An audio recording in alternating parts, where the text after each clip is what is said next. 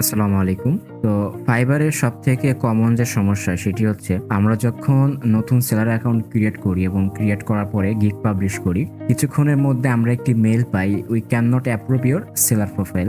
যদি আপনারা আপনাদের সেলার প্রোফাইলটা অ্যাপ্রুভ করাতে না পারেন, তাহলে আপনারা ফাইবারে ফ্রিল্যান্সিং করতে পারবেন না, সেলার হিসেবে কাজ করতে পারবেন না। তো এটি কেন হয়? হয়তো আপনি যে ডেসক্রিপশন দিয়ে গিগ পাবলিশ করেছেন সেটিতে কোনো প্লাজারিজম রয়েছে, অথবা দেখা গেল আপনি যে পিকচারটি বা আপনি যে ডিজাইনটি পোস্ট করেছেন সেখানে কোনো প্লাজারিজম রয়েছে, এই কারণে আপনার অ্যাকাউন্টটি অ্যাপ্রুভ হয়নি।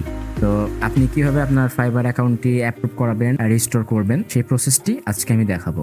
তো আমি যখন আমার ফাইবার অ্যাকাউন্টে ঢোকার পর আমি আমার সেলার প্রোফাইলে যাই এবং ওখান থেকে যখন আমি গিগটা চেক করতে যাই, তখন ওখানে আমি একটি অপশন পাই, this page is available only to approval fibre seller. তার মানে কি, আমরা এখানে প্রবেশ করতে পারবো না যদি আমাদের প্রোফাইলটি অ্যাপ্রুভ না হয়। তো এখন এটি কিভাবে অ্যাপ্রুভ করব?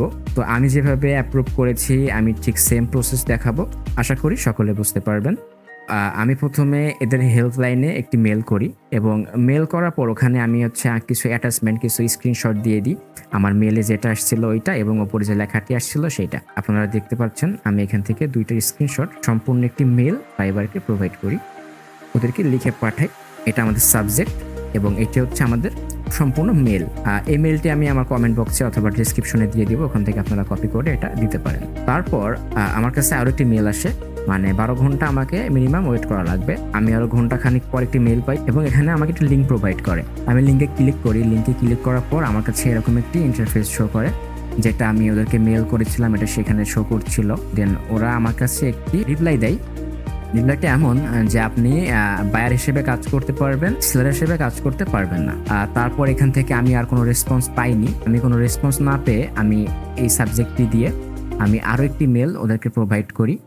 দেন 12 ঘন্টা অপেক্ষা করার পর আমি আরও একটি SMS পাই এবং ওখানেও আমাকে একটি লিঙ্ক প্রোভাইড করা হয়। তারপর আমি এখান থেকে ওদের ইনবক্সে আবার প্রবেশ করি, এখানে আমার সেই মেলটি আছে এবং এখানে এরা আমাকে বলে যে আমি আমার সেলার অ্যাকাউন্টটা আমি আর অ্যাপ্রুভ করতে পারবো না। দেখুন, as a result your account is not longer eligible for selling. মানে ওরা আমাকে বলে আমি আমার এই অ্যাকাউন্টটা কখনো অ্যাপ্রুভ করাতে পারবো না। তো তখন আমি ভাবি হয়তো আমি অ্যাকাউন্টটা ডিঅ্যাক্টিভ করে দিব। তারপর আমি ওদের কাছে আবার মেল পাঠাই যে I can active my seller profile, আমি কি আমার প্রোফাইলটা অ্যাপ্রুভ করাতে পারবো? কিন্তু আমি দুইটা SMS দেওয়ার পরও কোনো রিপ্লাই পাই নাই, ওরা আমার রিকোয়েস্টটা ক্লোজ করে দেয়। তারপর ওয়েট করি, ওয়েট করার পর হঠাৎ করে একদিন সন্ধ্যাবেলা আমার কাছে একটি মেল আসলো, your seller profile has been restored. মানে এখানে আমার প্রোফাইলটি অ্যাপ্রুভ করা হয়েছে। দেন আমি ওদের আবার ইনবক্সে চেক করি, ইনবক্সে চেক করার পর আমার কাছে একটি মেল পাঠাই, বিভিন্ন কথা যে আপনি ভালোভাবে কাজ করবেন এগুলো। তারপর আমি যদি থ্যাংক ইউ দিয়ে এটা শেষ করি। তো আমি দেখালাম আমি কিভাবে আমার ফাইবার অ্যাকাউন্টটি অ্যাপ্রুভ করিয়েছি।